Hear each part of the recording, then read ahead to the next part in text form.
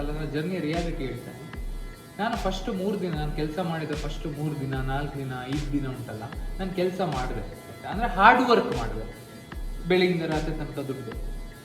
ಹಾಗೆ ಮಾಡಿದಾಗಲೇ ನನಗೆ ಗೊತ್ತಾಯಿತು ದಟ್ ಮೋರ್ ಜಾಸ್ತಿ ನೀವು ಕೆಲಸ ನಿಮ್ಮ ಮೇಲೆ ಆ್ಯಕ್ಚುಲಿ ಫೋಕಸ್ ಮಾಡಿ ಕೆಲಸ ಮಾಡಿದಾಗ ನಿಮಗೆ ರಿಸಲ್ಟ್ ಬಂದೇ ಬರುತ್ತೆ.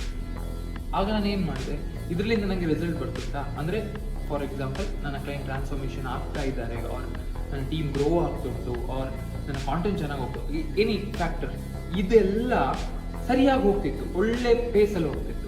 ಆಗ ನಾನು ಯೋಚನೆ ಮಾಡಿದೆ, ಜಾಸ್ತಿ ಯಾಕೆ ನಾವು ಅದು ಮಾಡಬೇಕು ಇದು ಮಾಡಬೇಕು ಜಾಸ್ತಿ ಯೋಚನೆ ಮಾಡಬೇಕು, ಅದರ ಬದಲು ನಾವು ಈಗ ಏನು ಮಾಡ್ತಿದ್ದೇವೆ ಅದರಲ್ಲೇ ಫೋಕಸ್ ಮಾಡಿದ್ರೆ ಕನ್ಸಿಡರ್ ಎವ್ರಿ ಡೇ.